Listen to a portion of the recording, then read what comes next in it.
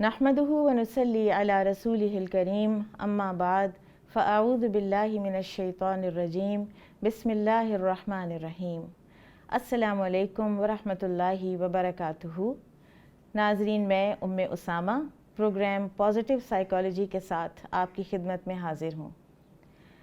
नाज़रीन, positive psychology ही का एक रिलेटिवली नया डिसिप्लिन है, जिसके प्रोपोनेंट्स का ये मानना है कि जिस तरह से साइकोलॉजी ने इंसानियत की खिदमत की है वो अपनी जगह बजा है, लेकिन उसके बावजूद कुछ ऐसे इंसान साइकोलॉजी की फ़ील्ड से बाहर ही रह गए, और ये वो अवामुन नास हैं कि जिनको कोई ऐसी प्रॉब्लम हुई नहीं ज़िंदगी में कि वो किसी साइकाट्रिस्ट के पास या साइकोलॉजिस्ट के पास जाते और उनसे कोई हेल्प लेते, कोई अपनी ज़िंदगी को मैनेज करने के लिए कोई टूल्स लेते, और या फिर बाज़ केसेस में मेडिकेशन लेते।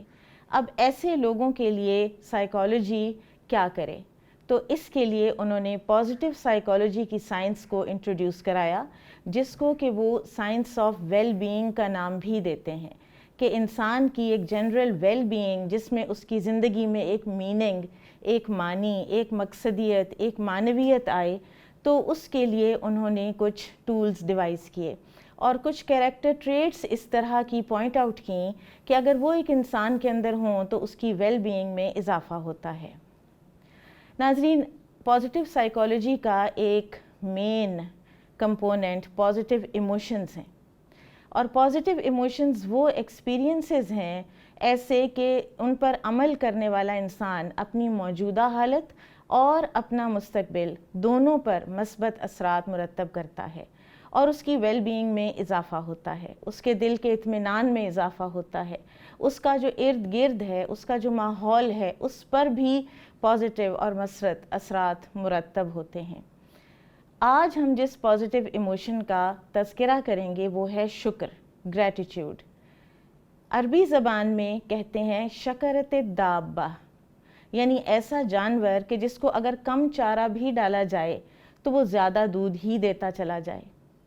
इसी तरह से आप सब जानते हैं कि अल्लाह सुब्हानहू व तआला का एक खूबसूरत सिफाती नाम है अश-शकूर, यानी वो अपने बंदों की थोड़ी जो कोशिशें हैं और जो थोड़े आमाल हैं उनके बदले में उनको बेहिसाब अजर देता है और उनको जन्नत का वारिस बना देता है। इसी तरह से फिर शुक्र की जो डेफिनेशन बनती है वो इस तरह से है कि इंसान नेमतों का एतराफ़ करे, इंसान नेमतें देने वाले की हम्दो सना बयान करे, और इंसान नेमतों को उन मकासद में इस्तेमाल करे जिनके लिए वो नेमतें दी गई हैं। अब हमें शुक्र का फ़ायदा क्या होगा? तो शुक्र का सबसे बड़ा फ़ायदा अल्लाह सुब्हानहू व तआला ने ख़ुद कुरान पाक में बताया है, जो कि पूरी इंसानियत की वेल बीइंग का ज़ामिन है, और वो क्या कायदा है? लइन शकरतुम लअज़ीदन्नकुम, अगर तुम शुक्र करोगे तो मैं तुम्हें और ज़्यादा दूंगा। तो लिहाजा शुक्र से नेमतों पर ज़वाल नहीं आता, शुक्र से नेमतें कैद हो जाती हैं, शुक्र से नेमतें बढ़ती हैं, उनमें इजाफ़ा होता है, और अल्लाह सुब्हानहू व तआला के कुर्ब का एक बहुत बड़ा ज़रिया भी इंसान का शुक्रगुज़ार होना है। तो इंशाअल्लाह अब हम शुक्र के बारे में बात करेंगे। मेरे साथ मेरे बहुत अज़ीज़ कुछ कोलीग्स और बहुत प्यारी तालिबात हैं, और मैं आपको उनका तारुफ़ करवाना चाहूँगी।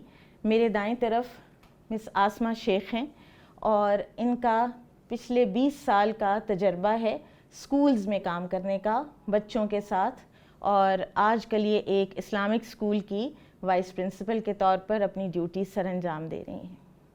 उनके साथ सादिया फरहान हैं, जो कि एक दीनी इदारे में कुरान और हदीस की मुस्तकिल तालिबा हैं पिछले कई सालों से, और पढ़ने और पढ़ाने दोनों में माशाल्लाह पेश हैं।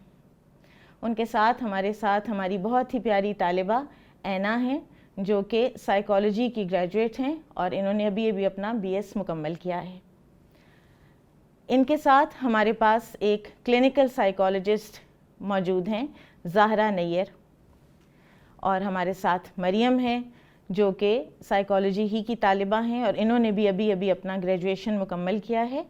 और साथ हमारे शहला अब्बासी हैं कि जिनका पढ़ाने का, پڑھنے کا اور سوشل ویلفیئر میں کام کرنے کا پچھلے 25 سال سے ایک بڑا ہی شاندار تجربہ ہے۔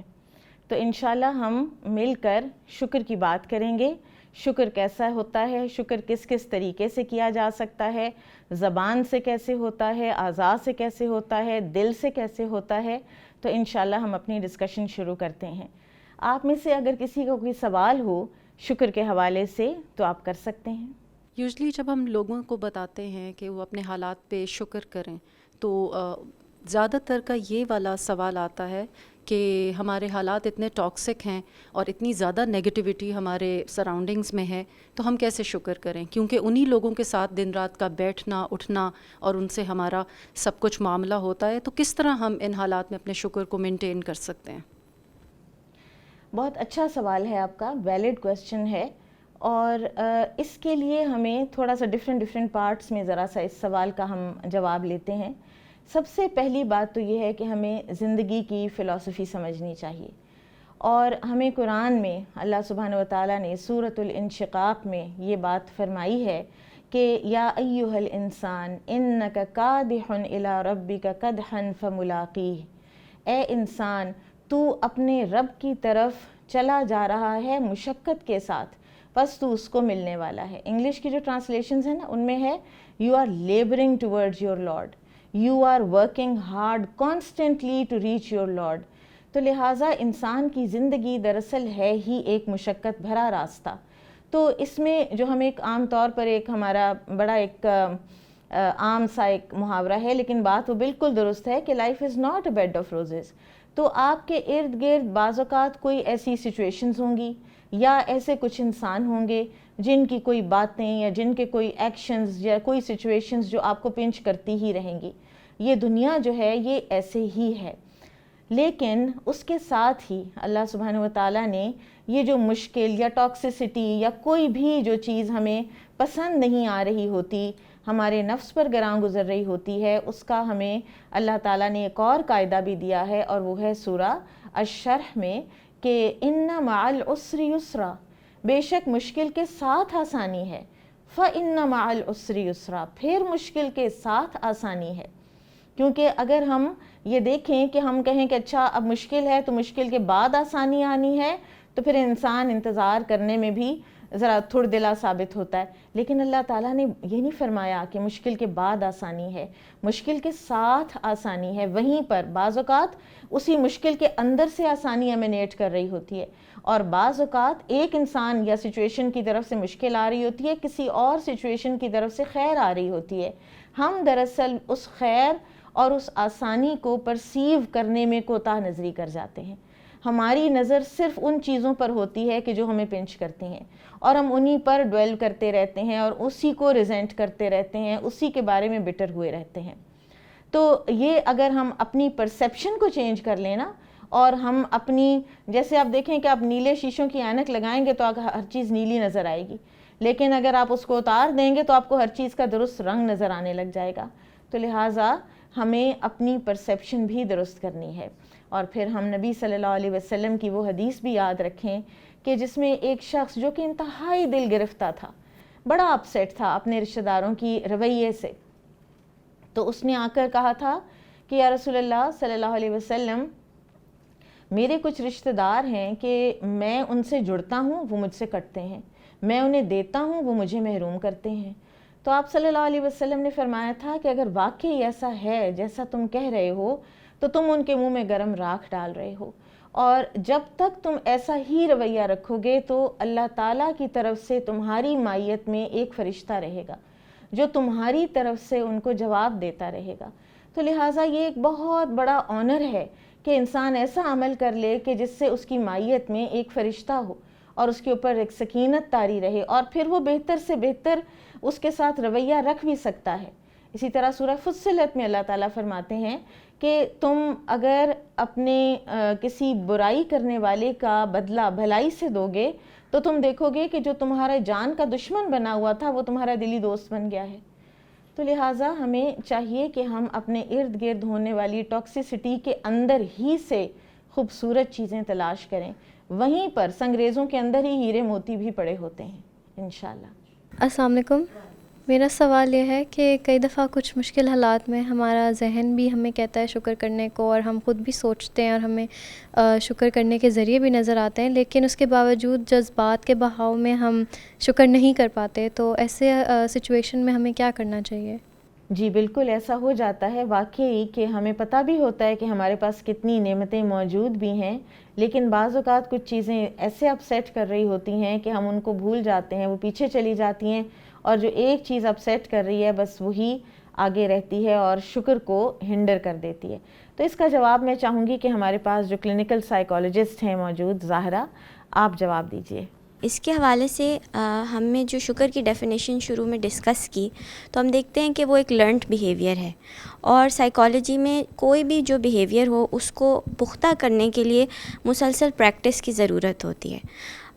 مگر شکر جو ہے وہ صرف ایک زبانی کلامی الحمدللہ کہنا نہیں ہے، بلکہ اگر ہمارے دل کے اندر ایک پختہ فیلنگ یا پرسیپشن ہو کہ شکر ہے کیا، تو ہمارے اعضاء بھی اس کی تکمیل کرتے ہیں. تو جیسے جب ہمیں پتہ چلتا ہے کہ کوئی بھی بیہیویئر ہمارے لیے فائدہ مند ہے، تو ہم اس کے فائدے سے موٹیویٹ ہو کر اس کے اوپر پریکٹس کرتے ہیں. بالکل اسی طرح اگر ہم چاہتے ہیں کہ مشکل حالات میں ہم شکر ادا کر سکیں جب کرائسس سچویشن ہوتی ہے، تو ہمیں اپنی روزمرہ زندگی میں شکر کو پریکٹس کرنا پڑے گا.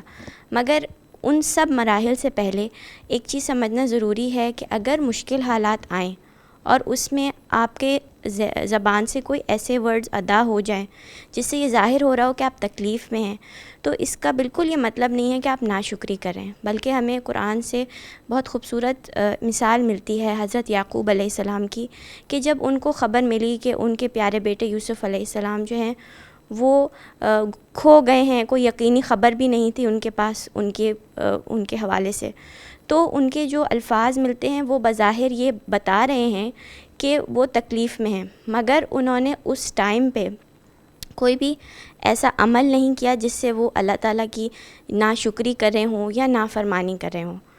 تو بالکل اسی طرح جب ہم جو ہے ہمارے دل میں ایک یقین ہوگا کہ جو بھی معاملات ہمارے ساتھ پیش آتے ہیں اس میں کوئی خیر کا پہلو ضرور ہوتا ہے، چاہے کوئی چیز ہماری چلی جائے یا کوئی ایسے اور منفی حالات ہمارے سامنے آئیں، تو جب ہمارے دل میں یقین پختہ ہوگا تو بالکل شکر گزاری کی کیفیت ہمارے لیے ایک طرح سے سیکنڈ نیچر ہو جائے گی.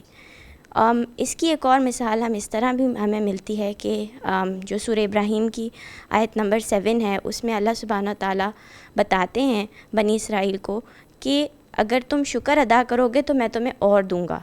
ٹھیک ہے، تو یہاں پہ اگر ہم وہ کمپوننٹ اٹیچ کر لیں کہ یہ ہماری موٹیویشن ہے کہ شکر ادا کرنے میں نعمتیں جو ہیں وہ مزید انکریز ہوتی ہیں. پھر جب مشکل حالات آئیں گے، بالکل جیسے بنی اسرائیل کا جو ہمیں واقعہ ملتا ہے، اس میں ہم دیکھتے ہیں کہ وہ بہت سارے ظلم و ستم کا شکار تھے. تو اسی طرح ہمیں موٹیویشن ملے گی کہ ٹھیک ہے، مشکل حالات میں بھی کچھ پہلو ہیں جو کہ پازیٹیو ہیں، اور وقت کے ساتھ اپنی ڈے ٹو ڈے لائف میں جب ہم اپنے مائنڈ کو ٹرین کریں گے کہ آپ نے دیکھنا ہے کہ اس میں کیا پازیٹیو اسپیکٹ ہے، تو انشاءاللہ جب کوئی ایسی سچویشن کریٹ ہوگی تو آپ انشاءاللہ شکر ادا کر سکیں گے اور آپ نیگیٹو ایموشنز کے بہاؤ میں نہیں چلے جائیں گے انشاءاللہ. بارک اللہ فیکم. واقعی بہت فائدہ مند جواب تھا کہ ہیومن مائنڈ میں ٹرین ہونے کی اور لرن کرنے کی پازیٹیو ایموشنز کو بڑی گنجائش ہے، اور اس کو لرنڈ بیہیویئر بھی کہا جاتا ہے. تو آگے بات کو مزید ذرا بڑھاتے ہیں اور یہ دیکھتے ہیں کہ اسٹوڈنٹس کے لیول پر، چھوٹے بچوں کے لیول پر شکر کیسے انکارپوریٹ کیا جا سکتا ہے اور اس میں والدین کیا کردار ادا کر سکتے ہیں. میں چاہوں گی کہ آسمہ آپ اس میں کوئی اگر اپنی انپٹ دینا چاہیں. جی، یہ بہت اہم اور بہت اچھا سوال ہے. میرا کافی عرصے سے تعلق بچوں کے ساتھ رہا ہے، اور جیسے جیسے ہماری اقدار بدل رہی ہیں معاشرے کی، تو اس کے ساتھ ساتھ بچوں کے رویوں میں بھی بہت تبدیلی ہم دیکھ رہے ہیں. ان سارے چینجز کے درمیان کچھ بچے ایسے ہیں جو بہت پازیٹیو ہیں، بہت کامیاب ہیں، اپنی زندگی میں وہ فعال رول ادا کر رہے ہیں جو ان کو کرنا چاہیے اپنی ایج کے حساب سے. تو میرا ایک طریقہ یہ ہے کہ اکثر جب والدین میرے پاس آتے ہیں تو میں ان سے پوچھتی ہوں کہ آپ ایسا کیا کرتے ہیں کہ جس کی وجہ سے آپ کا بچہ اتنا پازیٹیو اور اتنا سکسیزفل ہے اپنی زندگی میں. تو اگر میں سمرائز کروں کہ مجھے جو جوابات ان والدین سے ملتے ہیں تو میں بڑی آسانی سے اور بڑے وثوق کے ساتھ یہ کہہ سکتی ہوں کہ ایک لفظ جو بائی اینڈ لارج سامنے آتا ہے وہ ہے شکر کا طریقہ, اور وہ ان والدین کی زندگی کا حصہ ہے, وہ ان کا لائف سٹائل ہے. اس کی چھوٹی سی مثال یہ ہو سکتی ہے کہ جیسے کچھ والدین میرے پاس آتے ہیں تو وہ اپنے والدین کی بات کرتے ہیں, وہ کہتے ہیں ہمارے گھر میں دادا دادی ہیں جن کے ہم بہت مشکور ہیں, اور چونکہ ہم ان کا خیال رکھتے ہیں تو بچے بھی ان کا بہت خیال رکھتے ہیں, اور اس کے جواب میں ان کو جو دعائیں ملتی ہیں تو ہمیں ایسے لگتا ہے کہ بچوں کی ساری کامیابیاں اس کی وجہ سے ہیں. لیکن what they fail to understand is کہ اللہ تعالیٰ کا جو قانون ہے لَإِن شَكَرْتُمْ سے متعلق لَأَزِيدَنَّكُمْ, وہ جو اللہ تعالیٰ کا جو مزید بڑھانا ہے نعمت کا, وہ صرف اتنا محدود نہیں ہے بلکہ اس کا دائرہ عمل بہت بڑا ہے. اور شکر کا وہ رویہ جو وہ اپنے بچوں کو گھر میں سکھا رہے ہیں اپنے ان اقدار کو مینٹین کرتے ہوئے اپنے والدین کے ساتھ حسن سلوک کے تھرو, وہ شکر کا رویہ ان کے بچوں کو ان کی زندگی کے ہر معاملے میں آگے لے کر جا رہا ہے. وہ ان کے اندر صبر کی قدر پیدا کر رہا ہے, وہ ان کے اندر نعمتوں کی قدردانی پیدا کر رہا ہے, وہ ان کے اندر ہر مشکل حالت میں اس سچویشن کو ہینڈل کرنا, اس کو برداشت کرنا, اس کے اندر اسٹرانگ رہنا, یہ ساری چیزیں جو ہیں یہ ان بچوں کے اندر ہمیں نظر آ رہی ہیں جن کے والدین کا طریقہ جو ہے وہ طریقہ شکر ہے. تو شکر جو ہے وہ بہت بڑی نعمت ہے اور اس کا دائرہ کار بھی بہت وسیع ہے. پوری زندگیاں جو ہیں لوگوں کی وہ اس کے ساتھ جو ہیں بدل جاتی ہیں. بارک اللہ فیکم. ہم بات کو انشاءاللہ آگے بڑھائیں گے, لیکن ابھی وقت ہوا ہے ایک چھوٹے سے بریک کا. ابھی آپ سے ملتے ہیں تھوڑے سے بریک کے بعد انشاءاللہ.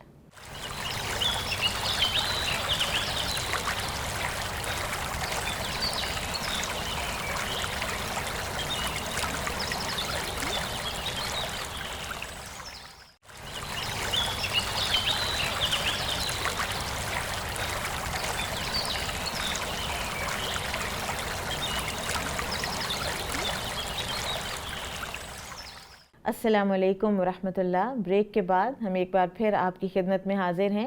بریک سے پہلے مس آسمہ شیخ آپ سے بات کر رہی تھیں اور والدین کی ذمہ داری کے بارے میں روشنی ڈال رہی تھیں, اور واقعی جیسا کہ نبی صلی اللہ علیہ وسلم نے فرمایا کہ ہر بچہ دین فطرت پر پیدا ہوتا ہے, اور یہ اس کے والدین ہیں کہ جو اس کو یہودی بنا دیتے ہیں یا نصرانی بنا دیتے ہیں یا مجوسی بنا دیتے ہیں. تو ہمیں یہ پتہ چلا کہ والدین کی تربیت صرف مذہب تک ہی نہیں ہے, والدین کی تربیت بچوں کے اندر ہر طرح کے جذبات اور پازیٹیو ایموشنز اور پازیٹیوٹی پیدا کرنے کی بھی ضمانت ہے.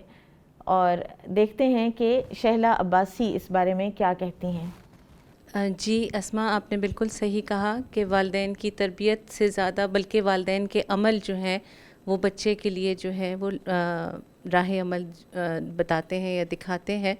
میں ایک اور طرف آپ لوگوں کی توجہ مبذول کرانا چاہوں گی. خوش قسمتی سے میرا ایک ادارے کے سوشل ورک ڈپارٹمنٹ سے تعلق ہے اور میں وہاں پہ کافی سال سے کام کر رہی ہوں. تو ہمارے پاس کچھ اپلیکیشنز آتی ہیں جس میں لوگ ہم سے مختلف قسم کے مدد کی درخواست کرتے ہیں. تو میں نے یہ دیکھا اور یہ مشاہدہ ہے میرا کہ جو معاشی طور پہ بہت زیادہ کمزور طبقہ ہے اس میں جو شکر کا عنصر ہے وہ متمول طبقے سے زیادہ بہتر پایا جاتا ہے. اس سلسلے میں آپ کو کچھ مثالوں سے سمجھانے کی کوشش کرتی ہوں. ہمارے پاس کچھ درخواستیں آتی ہیں جس میں لوگ جو ہیں کبھی کسی کی چھت ٹپک رہی ہوتی ہے اسے وہ ریپیئر کروانی ہوتی ہے, کبھی اور کوئی چھوٹے چھوٹے ان کے مسائل ہوتے ہیں جسے وہ پورا کرنے کے لیے خود استطاعت نہیں رکھتے اور ہم سے مدد کی درخواست کرتے ہیں. تو میں ایک خاتون کا قصہ آپ کو سنانا چاہ رہی ہوں کہ جو مجھے آج تک نہیں بھولی. ان کا ایک چھوٹا سا کمرہ تھا, بہت بڑا کمرہ نہیں تھا, اور وہ صرف اینٹوں کی دیواریں تھیں, اس پہ پلاسٹر نہیں ہوا تھا اور ان کی چھت ٹپک رہی تھی.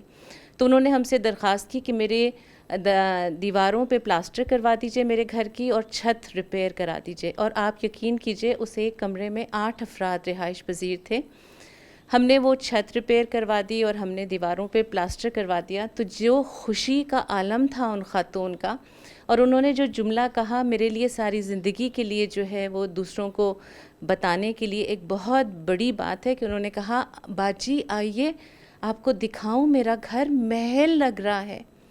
سوچئے کہ وہ ایک کمرہ جس میں 8 افراد ہیں, اور ہم جو محلوں میں رہتے ہیں ہمارے اندر جو ہے وہ خوشی اور وہ شکر گزاری نہیں ہوتی جو وہ اس خاتون کی صرف دیواروں پہ پلاسٹر کرا دینے سے اور چھت ریپیئر کرنے سے خوشی تھی. تو مجھے یہی فیل ہوا کہ شکر گزاری سے نعمتوں کے ملنے سے اس کا کوئی تعلق نہیں ہے.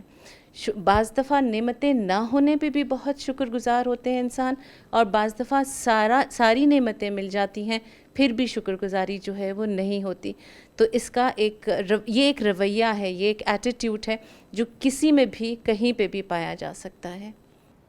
بالکل, بہت بہت درست بات کی آپ نے کہ یہ واقعی ایک رویہ ہے جو کسی میں بھی پایا جا سکتا ہے, اور بعض اوقات نعمتوں کی اتنی بہتات, اتنی بھرمار, اور اس کے باوجود ناشکری کے کلمات, ناشکری کے جذبات بہت دیکھنے کو ملتے ہیں.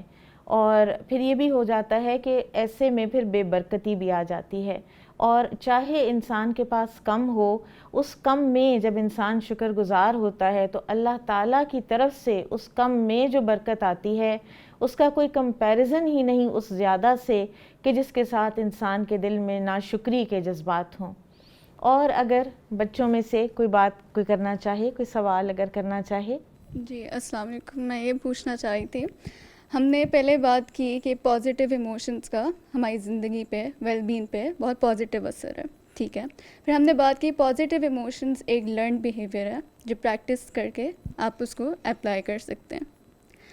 اگر یہ شکر عادتیں ہم کرنے لگ جائیں اور ہمارا اس وقت کانشیس ایفرٹ نہ ہو, کیا اس کا وہی اثر ہماری ویل بینگ پر ہوگا؟ یعنی ایک ریچول کی طرح وہ ہونے لگ جائے, اور جیسے دل کا اس میں انوالومنٹ جو ہے وہ کم ہوتی چلی جائے. بعض اوقات ایسا ہو جاتا ہے. بعض اوقات انسان, آپ دیکھیں کہ ہم کئی دفعہ بالکل میکینیکلی عبادات بھی کرنے لگ جاتے ہیں.